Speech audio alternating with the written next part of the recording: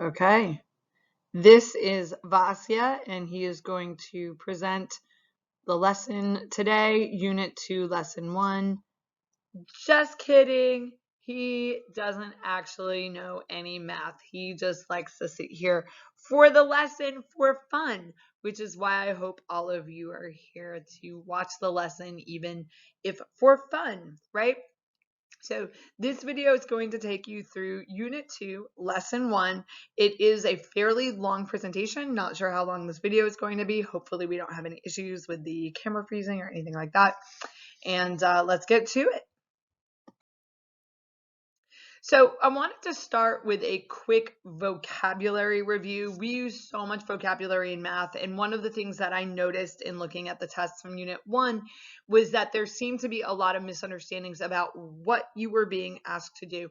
And if you don't understand the vocabulary that is in the instructions, then you won't be able to answer questions. You won't be able to answer what you've been asked. So first off, a quadratic. How do you know if an equation that you're looking at is quadratic? So for example, like the equation, we'll just put it this way, has an x squared, and then I will clarify as highest exponent. Exponent. That is the word exponent. Exponent. E-X-P-O-N-E-N-T. Now, the actual definition is a lot more complex than that. It is a polynomial of degree 2, but that embeds, I'll move up, dude. Okay, there we go. All right. That definition would have so many other vocabulary words in it. My God.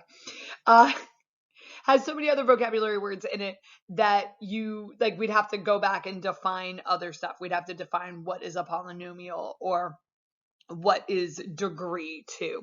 So for now, in a quadratic has an x squared in it somewhere, and that x squared, that squaring would be the highest exponent. So you don't see x to the third or x to the fourth. The graph for a quadratic is this shape. Okay, and this is called a parabola, and we've already covered that this year to some extent. Okay, so we're looking at x squareds, we're looking at parabolas. Now, we've talked about this before, but it goes all the way back to Unit 1, Lesson 1. What is a parent function? So one definition of parent function could be this: the simplest function in a family. And we've studied two families in decent depth. We've studied the family of linear functions and then the family of absolute value functions. So this unit is going to focus on quadratics. Quadratics are really, really, really common. They're going to be with you for as long as you're in math. So they get a lot of treatment. Now, the quadratic parent function is this: f of x is equal to x squared. Now remember, a quadratic equation has to have an x squared. If you don't have the x squared, you don't have a quadratic. You have something else. So you need the x squared, and the way we can get the simplest function with an x squared is to just make the whole function x squared. So f of x is equal to x squared. If you are more comfortable with this, you can just say y equals x squared. And just remember that the advantage to using f of x instead of y is that you have that name of the function. We're going to name it f. So if we need more than one function in the problem, we can name another function, say g, and we don't have all these functions named y. The parent graph is going to be a parabola. And the important thing to know about this parabola is that it doesn't look like that.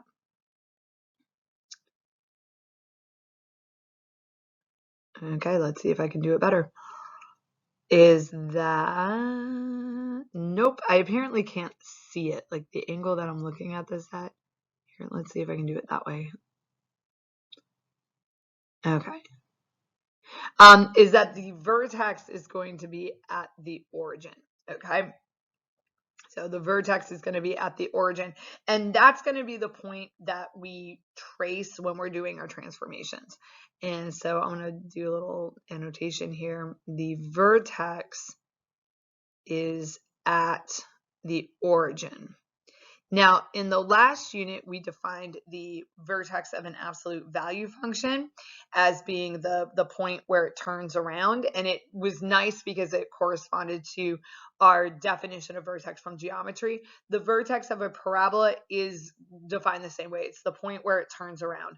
So it's actually at the bottom or the top of the U. So instead of it coming to a point, like it does with absolute value, it is rounded, but it is still the point at the highest or lowest spot. All right, a couple other vocabulary words before we keep going. A transformation is some kind of change to the graph. So if somebody says, wow, you really transformed your hair, what they're saying is you changed it, and usually change it in some dramatic way, like transformed. But in math, it's just simply a change to a graph. There are different types of transformations. There are rigid transformations and other kinds of transformations. The two that we're most interested in, at least in terms of their specific vocabulary words, is a translation, which is a slide, okay, and a reflection, which is a flip. And you'll see those vocabulary words all the time. You'll see the directions describe the transformations. So it's important that you know what that word is so that when you read it in directions, you know what you're being asked. You're being asked to describe the changes to the graph. And usually what that means is describe how it slides or how it flips, or the other are stretching and compressing, which we'll talk about. Okay, so this is a big old chart, okay? And I neglected to copy the top part of it. This cat is really inconveniently placed. He is like right there. I don't know if you guys can see him or not. He's spoiled rotten too. So we're going to do the notation, a description, and then an example. So what I did was I broke down all these translations into like their most basic form. So to translate up, okay, to translate up, the way it looks is you take the original function and you add a number to the outside. And that's what's going to go here. Add number to the outside of the function. So with this one, it might be y equals x squared, and then we would like add 4. And what that means is it's going to take our parabola, our parent graph, and slide it up. Now you'll notice that over here, I didn't specify that it had to be the parent function. We'll do that here because I think it keeps it simple, but it doesn't have to be. In fact, one of them is going to be kind of silly with the parent function, but all right, next one is to translate down. So this would be f of x, and you would subtract a number. And we use k, that's just convention. There's nothing special about the k there. And for this, we subtract a number from the outside. In other words, we're subtracting it from the y value. If you, so let me, like here, we'll do like x, x squared minus 2. So you can kind of see when I'm writing it this way that you're adding 4 onto the y value. So you're increasing the y value by 4. Here you're subtracting 2 from whatever the y value was before. So the y value before was just x squared. And so you're subtracting 2. And if you subtract 2 from the y values, you're going to move everything down 2 units on the y-axis. And that's why that translates it up and down. So that brings us to translating it left. Okay, and we use an H for our horizontal translations. I don't know why we use H for horizontal and we don't use V for vertical, but we don't use V for vertical. And my cat just moved, so it makes it a little bit easier. And to make something move to the left, we add a number to the inside. Okay, what we do is we add it to the x. So instead of adding it to the y value, okay, which you have f of x is equal to y, and so you're adding or subtracting on the y value, now you're going to add it to the x value. And an example might be something like this. And so you're adding it to the x before you square it. So it's inside the squaring. Notice that at this point, it doesn't look like you have an x squared, but you do because the x is in the parentheses and the parentheses are being squared. So this would be adding it to the inside or adding it to the x values. So you have it adding to the y's and adding to the x's. Now you might say, well, why does adding that to the x value make it go to the left? It has to do with the actual formula, which has a minus sign in it. And so what you're really doing is you're subtracting a negative. Usually we don't teach it that way because it just makes things more complicated. To make it go right, we subtract the number from the inside. So subtract number from inside. That inside is really bad there. From inside, and so it might look something like this. Okay, and that would make it go 5 to the right. Now we have a couple of reflections. Now with parabolas, we tend to focus this on reflecting over the x-axis as opposed to the y because they're actually symmetric over the y-axis, so you can't always see you can't always see the reflection. You can if you slide it first and then reflect it, but that honestly it gets complicated. And frankly, if you had to do something like that on a major, like on your final or something, you would throw it into Desmos and you'd figure it out that way. So let's see, to reflect over the x-axis, you negate every single y value. So you take whatever your y value is and you make it negative. So we'll just say this is a negative on the outside. And so something like this, there's a weird delay in my writing there. And to reflect it over the y-axis, you negate the inside. So you have a negative on the inside. Now that becomes kind of silly to do here, but I mean, I guess it would look like this. The only thing that's like pointless about that, I'm going to go up to the upper left. Okay, if you just want to draw your attention to the upper left. If you have negative x squared, that means negative x times negative x, because that's what it means to square something. But a negative times a negative is a positive, and x times x is x squared. So you end up with x squared anyway, so it actually doesn't do anything. Now, it will do it sometimes. Like I said, if you slide it first and then you reflect it, then you'll get, you'll be able to see it. A vertical stretch is something like this. So you multiply the function by a number, and we'll say multiply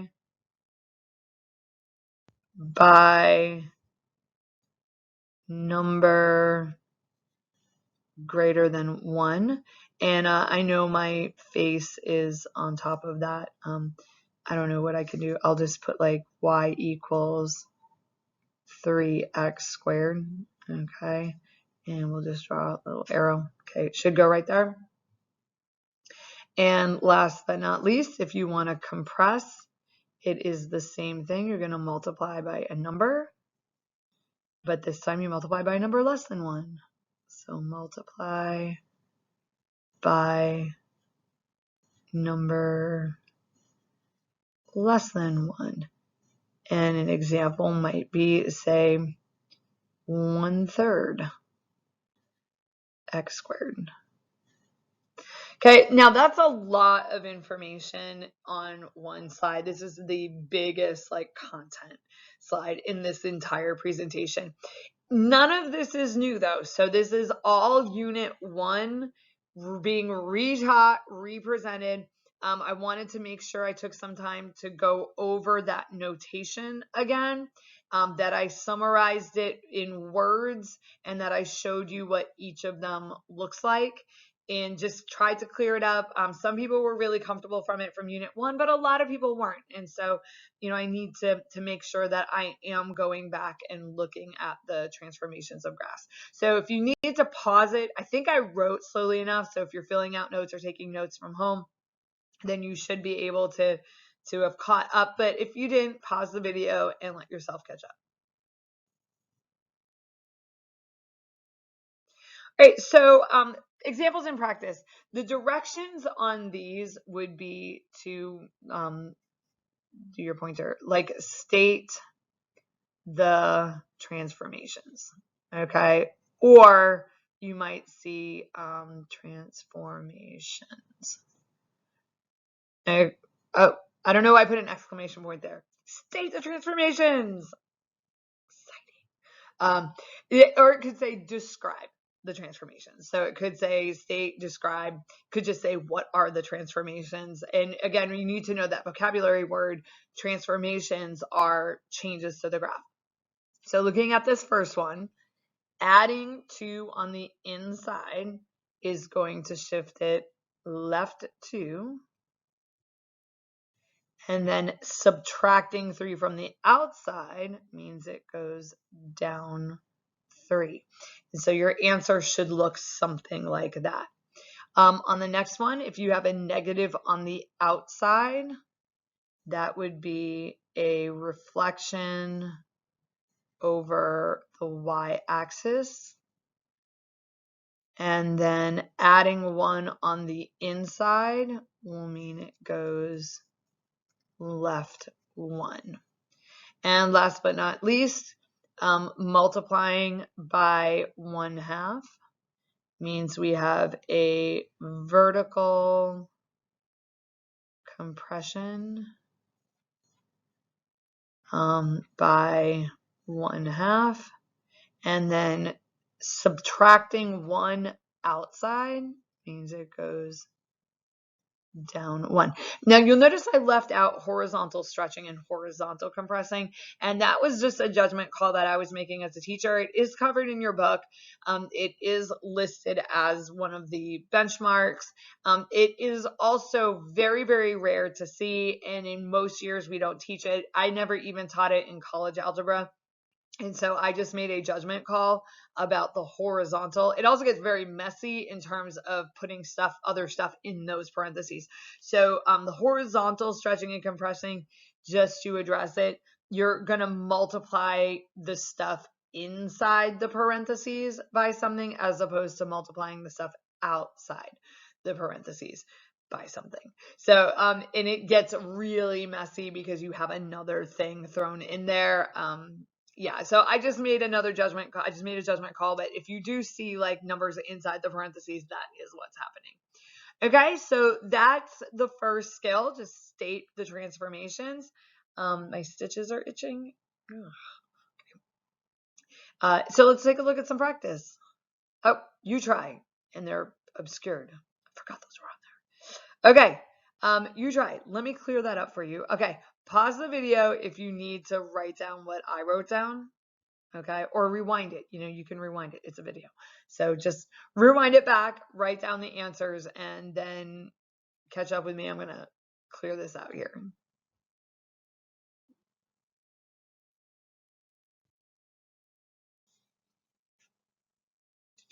Scrub a dub a dub. There we go. Okay, so there are a little piece there. There we go. So there's our 2 to practice on. Pause the video for a moment and write down what you think the transformations are there that you're seeing, and then unpause the video and we'll talk about it.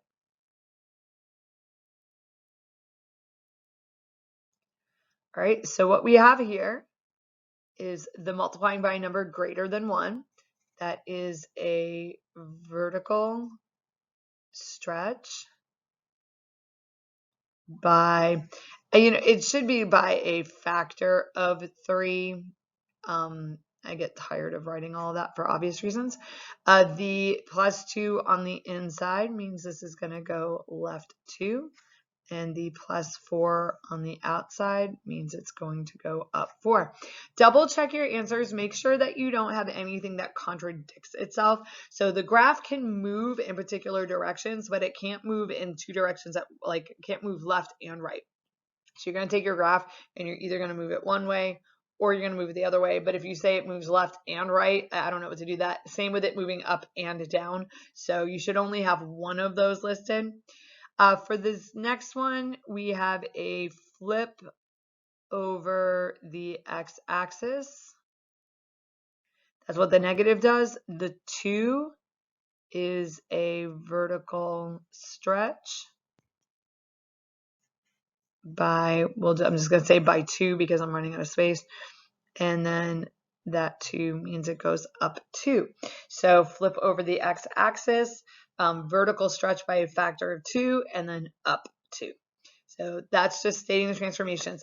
What you should do, just be patient with yourself. If you get any of them wrong, don't just mark them wrong or say, well, I don't get this. Make the correction. Identify what part of that you got wrong. Are you getting left and right wrong? Are you getting left confused with right? Are you getting up and down confused with left and right? Are you doing you're getting that greater than 1 or less than 1? Is it a stretch? Is it compressed?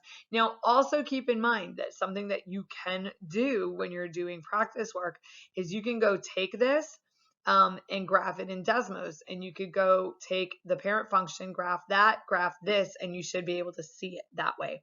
So that's one of your resources instead of saying that you just don't get it. Okay.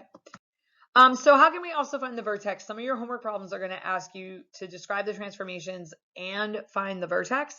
So there are several ways to do this, but I prefer building off what we just did. It's just my preferred way of finding the vertex. There are a lot of ways to do it, and a lot of them are going to involve this. And you're going to basically realize that HK is the vertex. It's called vertex form of a parabola for that reason. But rather than bombard you with a new formula that you're unfamiliar with, here's what I prefer. Building off what we just did. If you know the translations from the origin, then you know where the vertex is. So for example, this is the first one, x plus 2 all squared minus 3. We know from before that that moves left 2 and down 3. So if I move left 2 and down 3,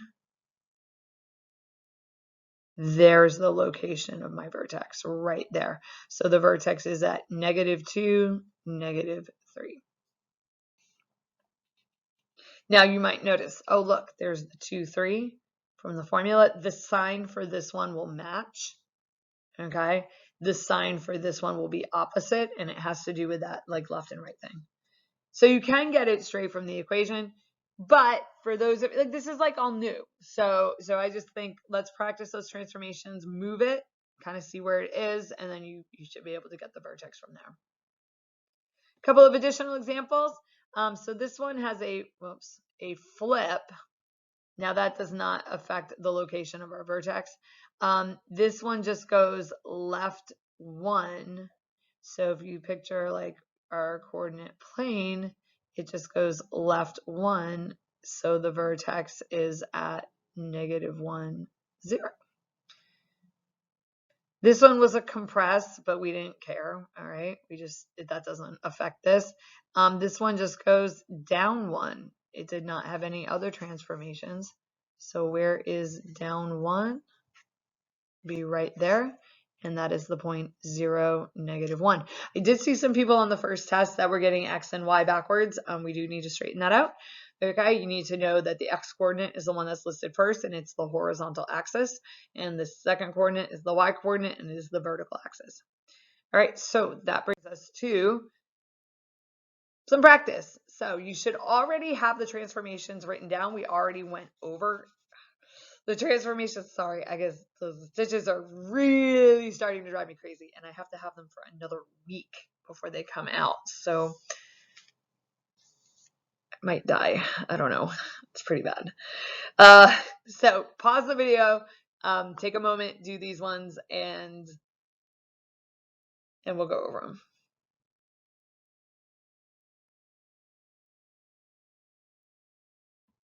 All right. So what's important on this one is that we are going left 2 and we are going up 4. So if you count left 2 and up 4, that is going to put our vertex right there. And it is going to look something like that. And the vertex is at -2, 4. This one did not go left or right at all. This one only went up 2. And it did flip over. So there's a flip right there. So when I go to sketch it in, I'll draw it the other way. But that doesn't affect our answer. Our answer is at 0, 2. So some of these things, that is the word flip right there. Some of these things make a big difference, like the compressions and stretches, but to graphing them, but they don't affect your answer to where the vertex is. At least not in these ones. The flips could, depending on if we have like a shift and then but we're not. All right, so you may also need to describe the transformations from a graph or table. This comes from the book, and the way the book does this, it is so confusing, really confusing, because the directions on it are really simple. It says describe the transformation from F to get to G.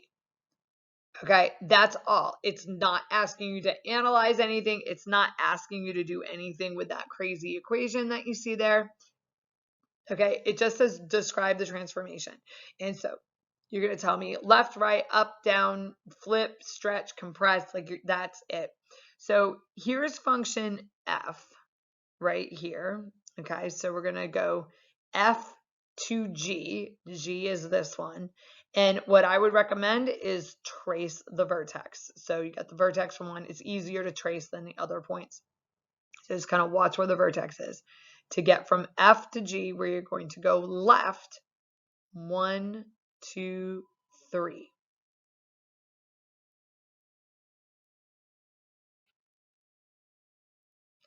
That is the entire problem.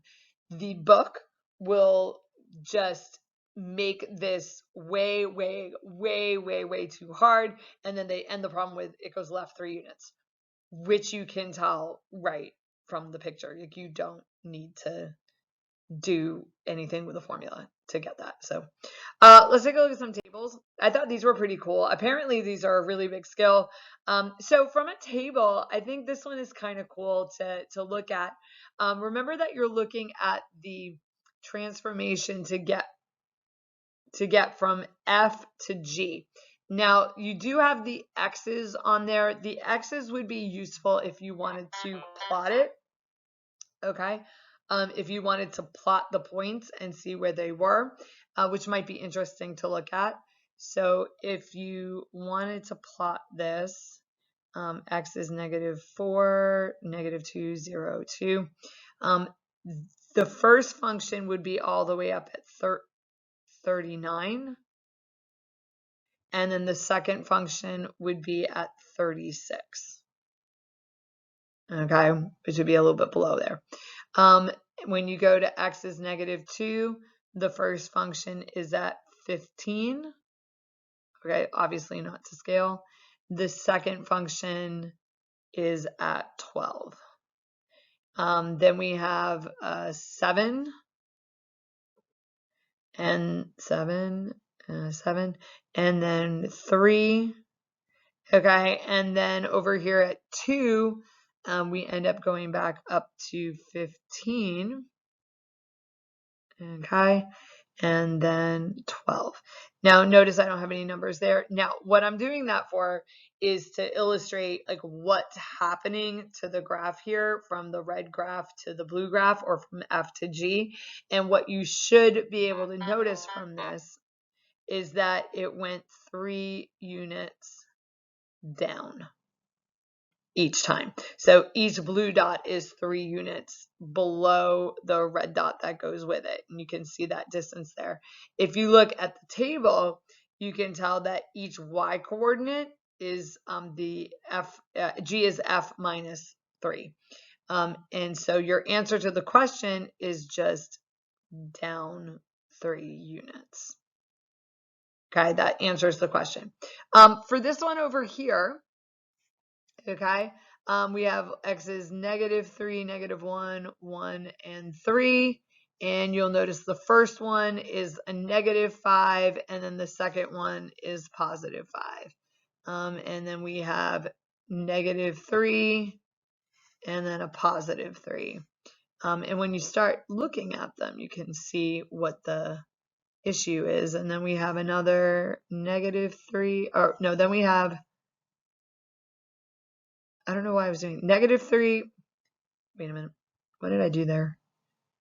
I got my things backwards. I think these are going to overlap each other. I think there's going to be a messy diagram. Okay, so we start with -5, and it gets mirrored above as +5. And then this one went away. Okay.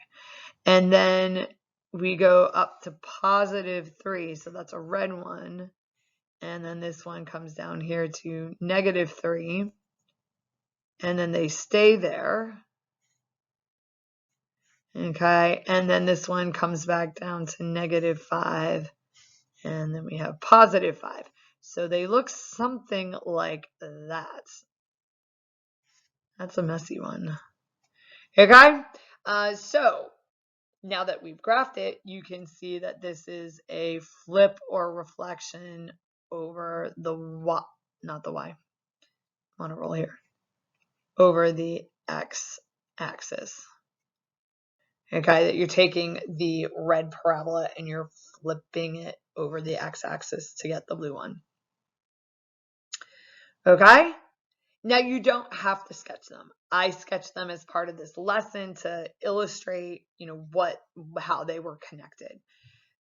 Okay, so you try some, pause the video, and see if you can figure out what these transformations are from the graph and from the table, and then unpause it, and we'll come back and we'll talk about them.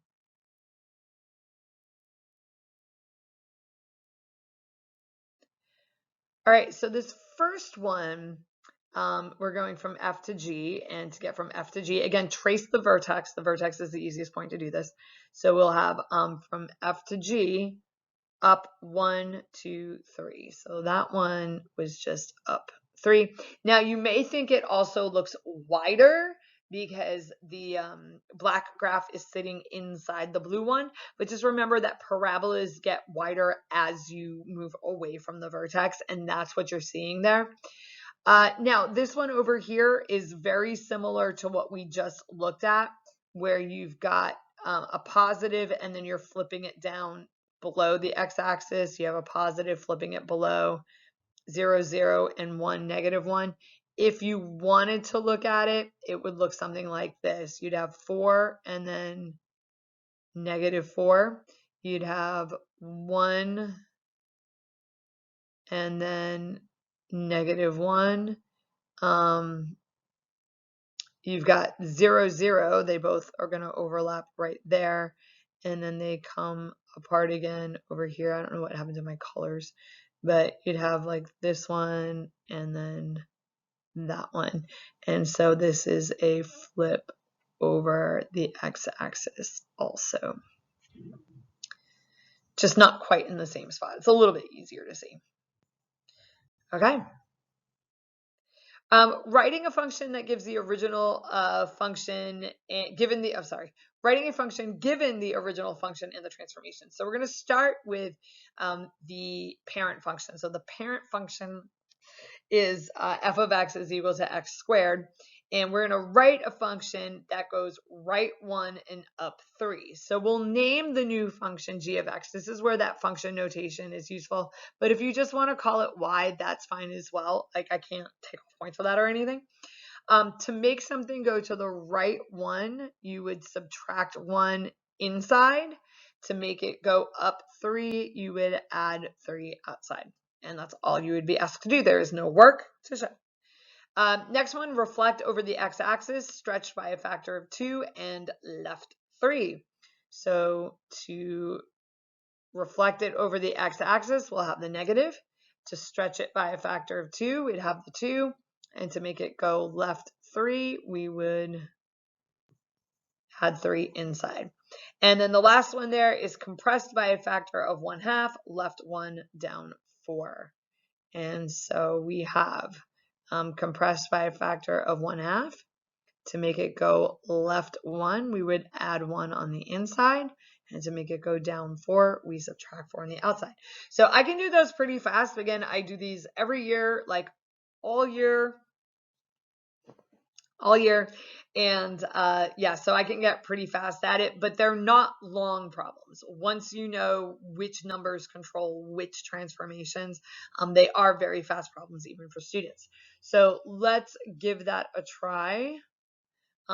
Maybe on the next slide. There we go. Pause the video and write some transformations for me.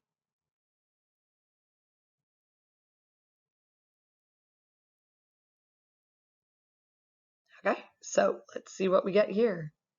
To reflect it over the x-axis will be negative, and then we're going to go down 5. Ta-da! Yep, I mean, there we go. All right, and then I'm thinking for a second.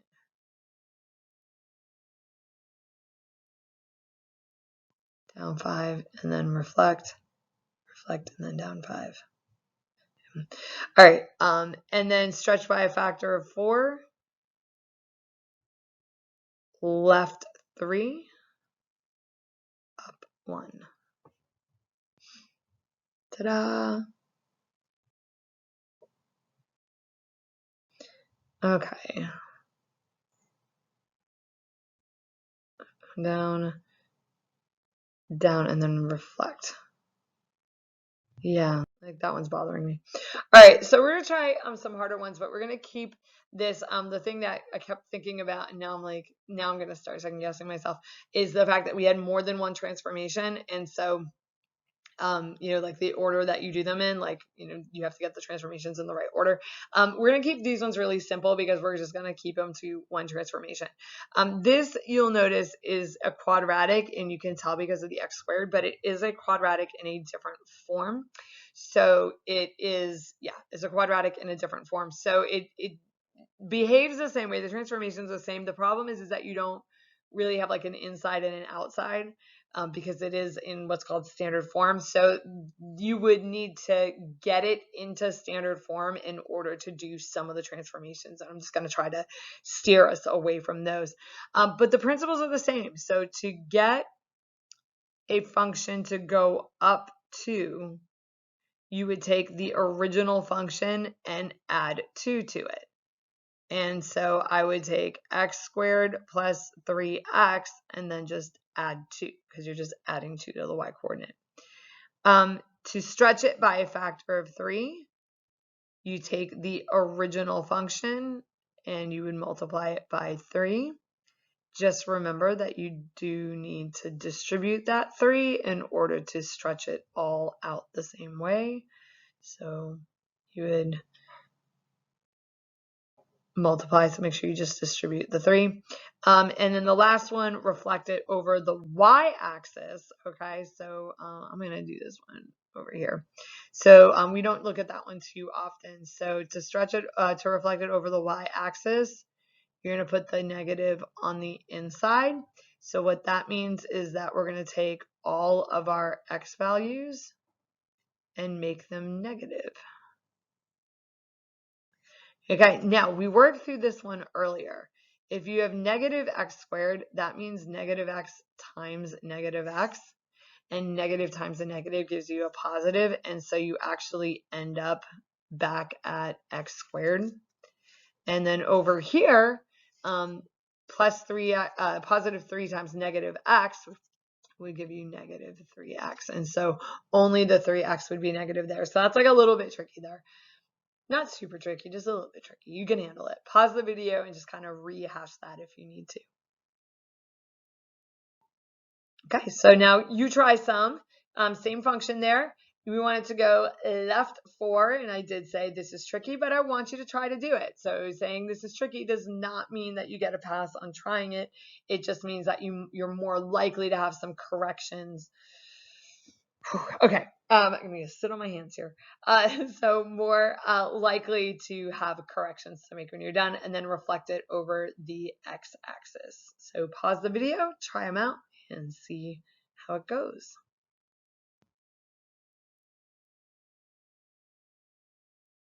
Okay, so to make something go left, you would need to take the original function and you would need to have an x plus 4.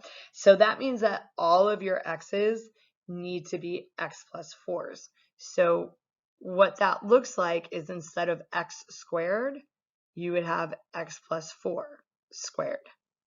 And instead of 3x, you would have 3 times x plus 4. Now, technically, you are done at that point. If all the directions say is write a function that does this transformation, you would be done. That is a function that does that transformation. It is not simplified. Okay, it's not simplified the way that we'd like it simplified. You could do a couple things to it.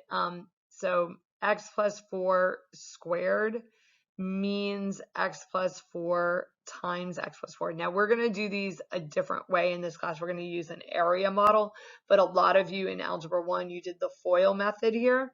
So you would do x times x is x squared, x times 4 is 4x, plus another 4x, that's your inner, and then your last 4 times 4 is 16. And so you would have x squared plus 4x plus 4x plus 16, and then the 3 could get distributed and you'd have 3x plus 12, and then you could combine some terms. So you've got x squared, which is by itself, and then you have 4x plus 3x, so yeah, they have to be the same. That's 8x plus 3, which is 11x. And then 16 plus 12, those are like terms. And so that is what, 28. Okay, yay. And from there you could do other stuff with it. But if you did this or you did something like this, then you did really, really well at it. Okay, it is tricky. And then the rest of this is stuff from Algebra 1, but we have not yet reviewed it in Algebra 2. So hopefully it does ring a bell, but I would not at this point expect you to do that on your own. The second one is reflect over the x-axis. So to reflect something over the x-axis, you need to negate, it's the word for what we're doing there, the entire function. So we're going to have negative x squared plus 3x. And that negative gets distributed through. So you'll have negative x squared minus 3x. So those were like kind of more challenging ones. Not too challenging, but more challenging. It's good to be challenged. Okay, last slide is the homework. So the homework is posted in Teams. I know it's posted in Teams because I posted it earlier today. Due to issues with the online book, homework will need to be done on paper and submitted at the start of the next class. So the online book was really causing issues. There were people that like weren't submitting it, or they were seeing something different than what I was seeing.